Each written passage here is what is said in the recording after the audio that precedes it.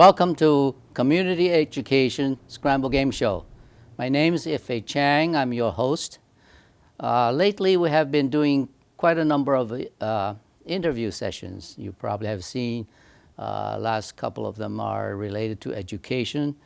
We interviewed a group of people called the Science Research Foundation supporting high school research. And previously also, you probably have seen some of the interviews with political candidates running for office. And as you know, summer is over. Time goes fast. And pretty soon, we will have the election season. And we will continue to interview candidates to bring people to you so that you can make better judgment of selecting who do you want to represent you in our state offices, particularly in Albany. Now today, we are very, very pleased. We have former Assemblyman Bob Castelli as our guest. And many of you probably very familiar with his name, and he has served in Assembly. And now he's running for the New York State Senate, okay?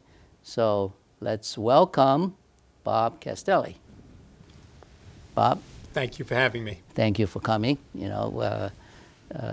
This is almost end of summer, and I see you been campaigning very hard. In fact, we met at the Somers Town Center the other day. I saw you, all right? And you've been sort of interviewed by a newspaper and also campaigning, meeting the people. I must say that for any political candidate, the campaigning part is the major part. You really have to reach out people. If you don't spend the time, it's hardly justified to run for the office. It doesn't just show that your heart is not in it. Am I right? Absolutely, absolutely. I mean, there are a multiplicity of methods by which you can campaign. Right. Certainly TV, radio, print ads, as well as sending out mail. Of course, we're always inundated with mail. Mm-hmm. Also robocalls, which many people get, which is very annoying after a while when you get more than one or two of them. Right. But at the end of the day, people want to see who wants to represent them. Mm-hmm. And those things are done by the candidate. Yeah, face to face. You walk up, you shake someone's hand, you tell them who you are, you let them know what you stand for.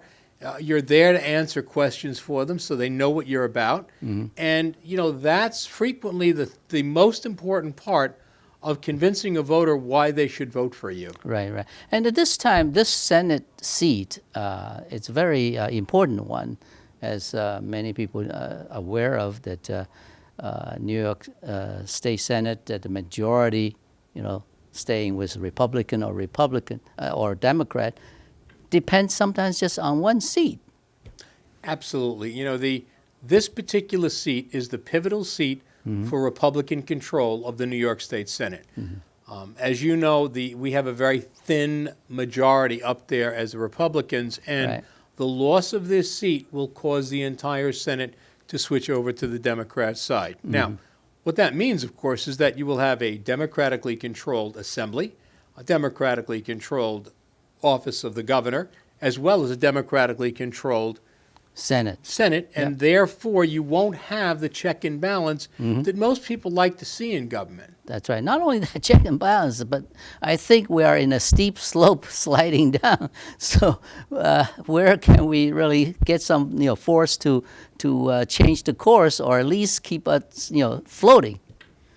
Absolutely. Well, our founding fathers created the greatest system of governance in the history of the world, the United States of America.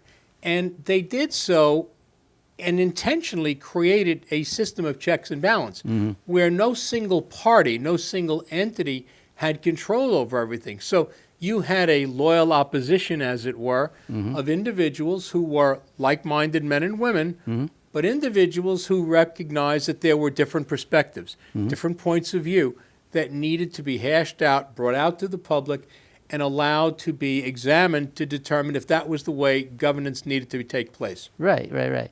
Now, in this hour, we hope to talk about certainly your campaign and your candidacy, but also I'd like to get a little background on this particular election, particularly the Democrat candidate.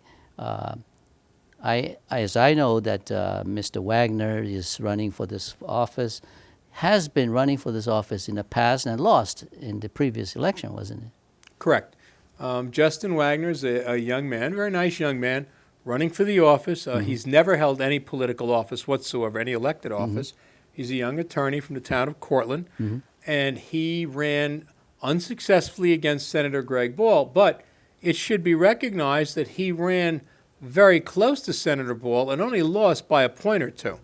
So, that may be the incentive for him to try again. Absolutely. It is an incentive for him to try again, and it is a point to recognize for those of us who are Republicans that want to keep this seat in Republican and more conservative hands. That's true. That's true. Well, that's why I think it's very important for Republicans to be somewhat united in this election, and particularly in this particular office. Now we have to have a primary. We have two candidates, right? You and Terrence Murphy. In fact, Terrence Murphy, I invited him to this show, and I thought he agreed to be together with you, but for some reason that he couldn't be here, or his business have kept him away. In my opinion, the Republicans, doesn't matter who wins, we ought to keep the seat. That's fairly important. And so, towards the primary, my attitude is that we should do the best we can, put candidates in front of our Republican voters, and pick a choice, then unite it and get this person to Albany. Absolutely. I mean, I know Terrence Murphy. We're certainly friendly over the years. I'm sorry he's not here today. We had a debate the other night, which went quite well, I think, for the both of us. But at the end of the day, the purpose of being in a primary is to give voters from our party, the Republican Party, a voice and a choice. Their voice does not need to be stifled. They need to have that voice. They need to be able to look at all of the candidates in this race, determine who has the most experience, who they would like to see as the primary Republican candidate moving forward into the general election. So, unfortunately, again, Terrence is not here because, one of the things we like to do when you have the two of us in the same place together is have somebody such as yourself as a moderator to ask us questions so you can determine the difference between the two of us on, political, philosophical issues, education issues, and so on. In many ways, we are very similar because we're both Republicans, we're both conservative in our leaning, but we are different in many ways, and those are things that, unless you see us side by side, you don't really appreciate the difference. Well, I personally really believe in that, particularly for before primary, because that on one party, members that are debating, at least for me, I feel very comfortable because I am a Republican, so therefore I feel that on the Republican side with candidates on my show, so on, I will be very, impartial or neutral on this interview. Although I always try to be neutral and impartial, even with Democratic candidates on my show, but people might still say, well, you're a Republican. So I think before primary, I really feel that it's a mistake.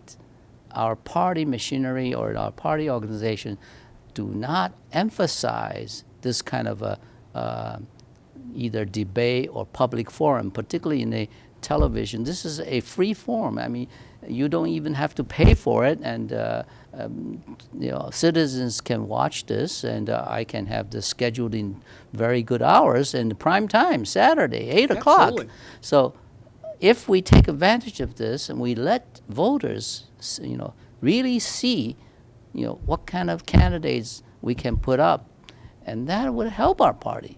So I personally feel that it's a mistake we we don't emphasize this, and particularly if any candidate sort of does not want to participate, try to avoid a joint session.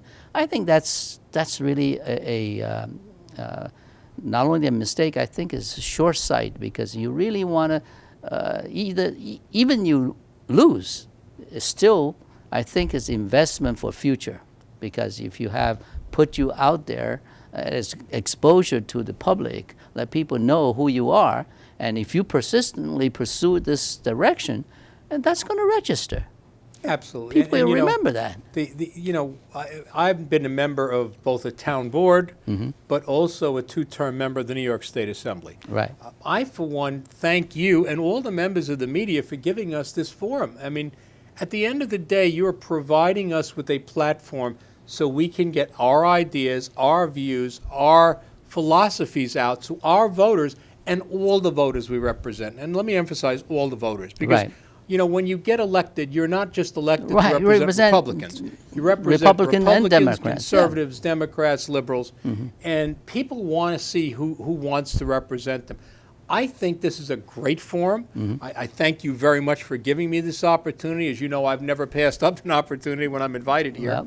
And one of the things I think that's important is, if you look at it from a strategic standpoint, we are now getting to our voters that much sooner than people will just in the general election.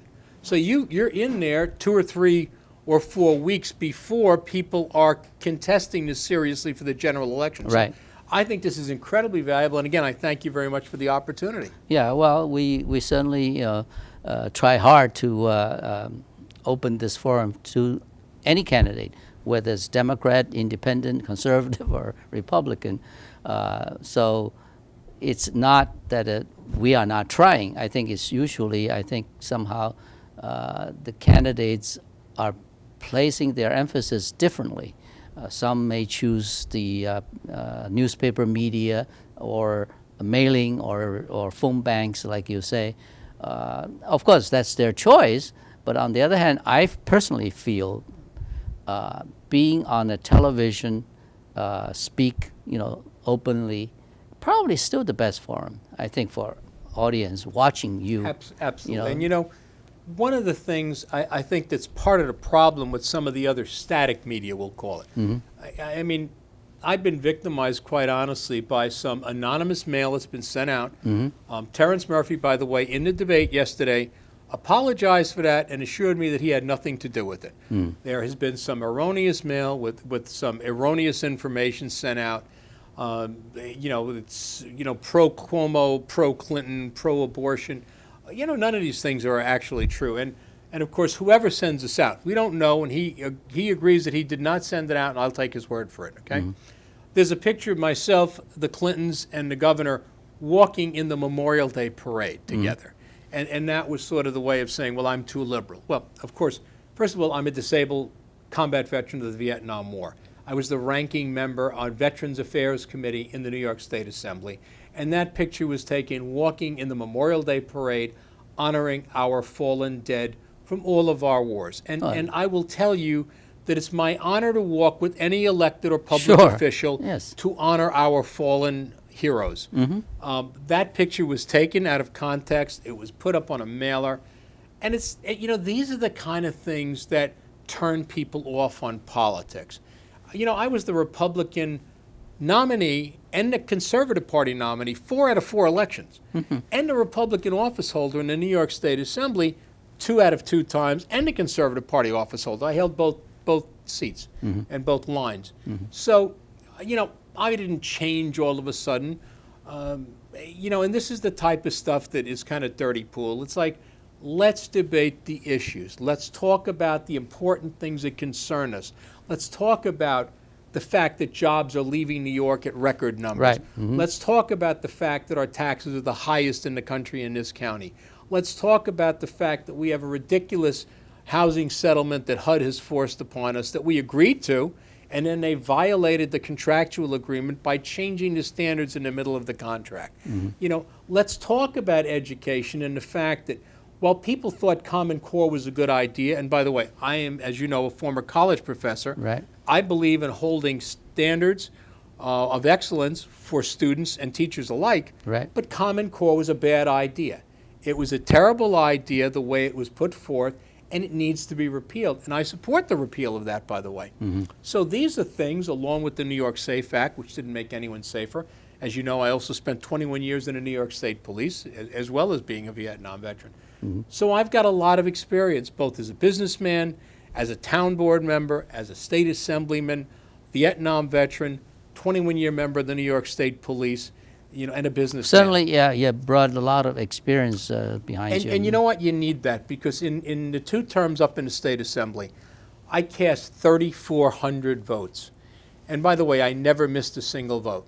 And I never abstained from a vote. It's 3,400 votes. 3,400 votes. Never missed a vote. This never is over abstained 2 from a terms, vote. right? Yes, sir. Yeah. And look, you are required to do this as a full-time job. I left 2 teaching positions in my consulting business to do this completely. In 2 terms in the Assembly, believe it or not, I had 8 days off. Christmas Eve and Christmas Day for 3 years, and 2 days to bury my mother, God rest her soul.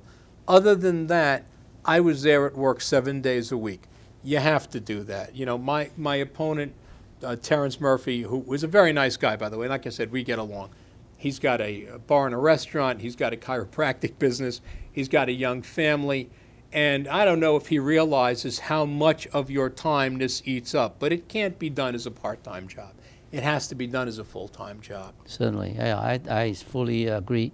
Well, maybe we should switch to another. Before I leave that, I want to emphasize, I still strongly believe before primary, I don't think any of the Republican officials, I don't care who, president or not, or shouldn't really endorse any candidate. I think the candidates ought to get together, expose themselves through public media, let people know them. In fact, know their party. They are part of the party. It's a process not only for individual, but it's really for the party. So the primary is a very important exercise to benefit the party, not just one individual. So It is. Anyway, let's put that aside. Let's come to some of the real issues now. You have been campaigning and so on. We always, every year there are some standard questions or issues that are always being raised. And one of things in New York, people talk about taxes, right? That's always a issue. What else do you see now in this year that people is concerned with? Well, I think the concern for jobs is always there, and it goes with taxes, because at the end of the day, if you have fewer jobs, you have fewer people supporting the tax base. I was fortunate enough, while I was in the Assembly for 2 terms, to be part of passing the 2% tax cap. And that was an important thing to do. Now, I will also say to you that we should have passed mandate relief with that. Right. We have too many unfunded mandates. We suppose have a relief committee that is supposed to do something, but what happened to that so-called committee? It has failed dismally. And, there's sometimes in government, the best way to address a problem and ignore it is to establish a committee. Then let it die. I spoke to the governor because, as you know, the governor and the Clintons were my constituents. So, I happen to represent them in that area. And I spoke to the governor when that happened. And I asked him, I said, well, you said you would give us the tax cap, and you did. And you also said you'd give us the mandate relief, and we don't have the mandate relief yet. And he said to me, he said, Bob, he says, we got everything in this session we could do. Now, unfortunately, I'm not back in the Assembly for this past term, this last year and a half.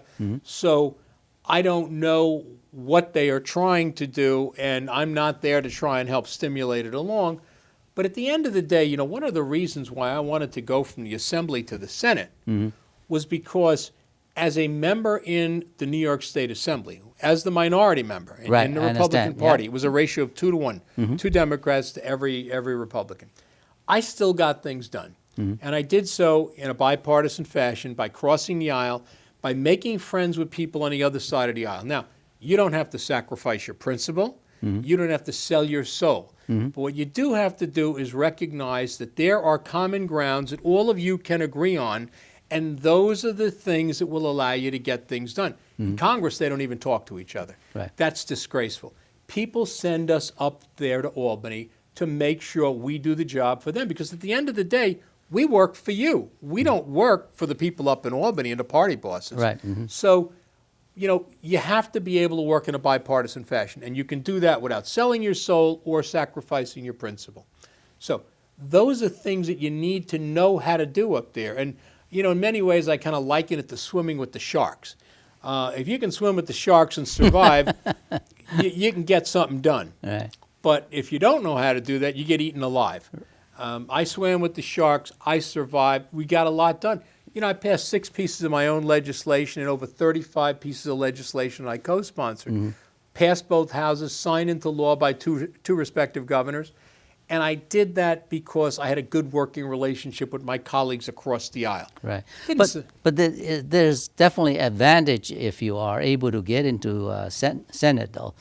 Let's say assuming that the Republican retain the majority in the Senate, that would give you, I would say, not only more freedom, but much more sort of high probability of getting legislatures Absolutely. in. Right? Absolutely. And I think, one of the reasons I went there was because I wanted to be in a house where I could be more effective for the constituents that I worked for. Right. I managed to be, effective in spite of the arena that I was in, although it was an honor to work there. Right. But being a member of the majority in the New York State Senate would give me so much more opportunity to do things for the people who we serve. And that, to me, is an exciting prospect. That's worth doing this and fighting this fight. I mean, I could have gone back to the Assembly. Many people, including people in the Senate, wanted me to do that. They offered to pay for the race, for heaven's sake. It wasn't the right thing to do. The right thing to do was to do what the people asked me to do, which was to try and serve in this seat. And at the end of the day, I'm not being driven by party bosses. I'm being driven by the people who Right. I so serve. the key now really is focused on the people in this District 40. Now, Absolutely. the District 40 has been redrawn, passed by the last, assembly, I guess. Now the district has different territories now, right? Yes, absolutely. Yeah, maybe we should sort of talk a little bit Sure. about, and so people should, when they're tuning in, sometimes I tell you honestly, many people are not even know exactly which district they are in. Sure. And sometimes they have difficulty it's not even their to vote. fault. We make it confusing up there. Right. I voted against the redistricting bill that they did, which was to gerrymander the seats, which means pick the party and stack it your own way. Right. As a matter of fact, Ed Koch, the former mayor of New York, called me a hero of reform because I put in a number of important reform bills, which we'll talk about later. But the way the district is constructed now, it includes all of the town of Mount Pleasant, Yeah. all of the town of Newcastle, where Chappaqua Right. is located. It includes going to the east, the town of Pound Ridge, town of Lewisboro, town of North Salem in Westchester, moving over to the west, Somers, Yorktown, Cortland, Peekskill, over to Sleepy Hollow. Right. And then it goes up into Putnam County, Right. incorporating the town of Carmel, including Mahopac, as well as the town of Southeast and Patterson, and then finally goes all the way up into Dutchess to the little town of bit, Pauling yeah. and Beekman. I see. So that's quite a territory. It is. It's a very, very big territory, very diverse, but it's a wonderful place to serve. And, I've lived in the district for 30 years. When I was a young trooper in the state police, I moved up from New York City, came to Westchester, found that I loved where I was and never left. Yeah. Well, as you mentioned before, in this district that you not only have many Democrats, but also have a very prominent Democrat. Absolutely. Senate, And I represented Clinton them as a and Republican. Governor Cuomo, right. So I think it's really a challenge for a Republican candidate to run for this seat. So we certainly wanted the message, get to the people, particularly Republicans. If they really want somebody to represent them, they have to really go to the poll and Absolutely. cast their vote. Very few people vote, which is very sad. It is one of the most sacred rights that many people have gone to war and spilled their blood for. The fact of the matter is, in general, about 50% of the population who's eligible to vote votes. Even in places like Iraq and Afghanistan, you know, my son's lieutenant colonel in the Army Special Forces. He did 5 tours in Afghanistan, a place where if you tried to vote, you could get killed, literally. Right. And more people vote there by percentage than Compare. here. Yeah. Now, that's very sad. Right. In a primary, That's even worse. it's worse. Right. Exactly. If you get 5% of the primary voters out, you know, you're lucky because a district like this, for instance, has 185,000 active voters. Yep. Out of that 185,000 active voters, you're lucky if you get 10 to 15,000 voters that come out. Now, that's sad, but in the same token, what it does mean is that every vote counts. Right. And- And that's for me to interject to talk to the audience. I really want to, plead to the audience. The primary really is important, and if you're a Republican, you really should go cast a vote, and hopefully we can get the percentage, say, double to 10%, 20%, because the more people vote, the candidate that is elected, is selected, will be true representative for you. And, it's your right, and it's your privilege, and don't miss it, right?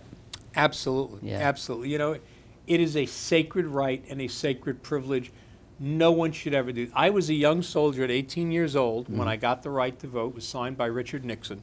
I haven't missed an election since then. At the end of the day, it is a sacred right and privilege. We should always exercise that right. People should look at the candidates, learn about what they're about, determine what they need to do, who's going to govern the way they want them to govern, and then go cast a vote in a free and fair election. That's what America's all about. Right. In fact, about a few weeks ago, I interviewed a young man who is a member of a young Republican club in a high school. And we chatted and so on. And the high school students often want to be learning the politics, so to speak, be part of the internship to candidates. And I raised a question about that. I said, well, if there is a primary, there are candidates running, how do you make the choice? And you cannot vote yet, okay? You are learning the process. I think they were never thought of, given that kind of question, never given some thought to it. So our end of discussion really made them realize, you should really stay neutral until the primary is over, because if you are a Republican, you want to help the Republican Party, you want to learn the process, you're not really trying to identify a person early on. It doesn't make sense. Absolutely. Particularly, you have no vote, I can't cast a vote yet, right? Well, I think, one of the things you look at in a primary is this. You're talking about members of your own party. So for all intents and purposes, these are people who are your men and women, okay? Secondarily, you need to determine which of those individuals has the experience to govern well, the background to do so, the philosophy that you like that governs the way you'd like them to govern, and then secondarily, which is very important, who do you think can win the general election? Because you can win a primary and lose the election. It's sort of like winning a battle and losing a war. At the end of the day, if you don't pick the person who's got the best chance of winning, somebody who's a proven performer, who's a proven winner, well then, track record. You've made a political statement by casting a vote in a primary, but your person lost. And you don't want them to lose. At the end of the day, you want the seats held by the members of your own party who share that philosophy. Right. So Right. that's important. Well, that's good. At this point, maybe I think I should ask a little bit more about your personal background and experience that you can emphasize to the audience. So I know you have a long history of a distinguished career. Thank you. Well, as you know, I've spent all of my life in the service of my country and my community. I dropped out of high school at 17 years old, enlisted in the Army, volunteered to go to Vietnam, served in Vietnam during the Tet Offensive in 1968 and then during 1969, came back. I was an infantry sergeant. And then, as I like to tell my college students years later, always remember one thing: when you drop out, drop back in. I did drop back into school. I completed a couple of undergraduate degrees in criminal justice. Hopefully you have GI Bill to help you a little bit. I did have the GI Bill. And you know what? That's something for those of you who are veterans out there. And I thank you all for your service. And I say to all the veterans, welcome home for those who have gone to war. We owe you a debt of gratitude that's not repayable in this lifetime. But we do have the GI Bill. We do have the VA. We want our veterans to work on that because, you know, as the ranking member on Veterans Affairs in the State Assembly, this was one of the jobs to make sure they got that. So came back, was a soldier, remained in the military for a while, finished my high school, got 2 undergraduate college degrees, went into the New York State Police for the next 21 years. Served all over the state of New York. I was a trooper in Somers, a trooper in Hawthorne, part of this district, Oh, a I trooper see. in Lewisboro. Interesting. So, you know, served here. Then I finished up in the Organized Crime Task Force. Left the New York State Police. When I finished, I went to graduate school at the Kennedy School of Government at Harvard University. And I was fortunate enough to get a graduate degree from Harvard and was named a Pickett Fellow in Criminal Justice Policy and Management by the National Institute of Justice in light of my contribution to the law enforcement community for 20 years.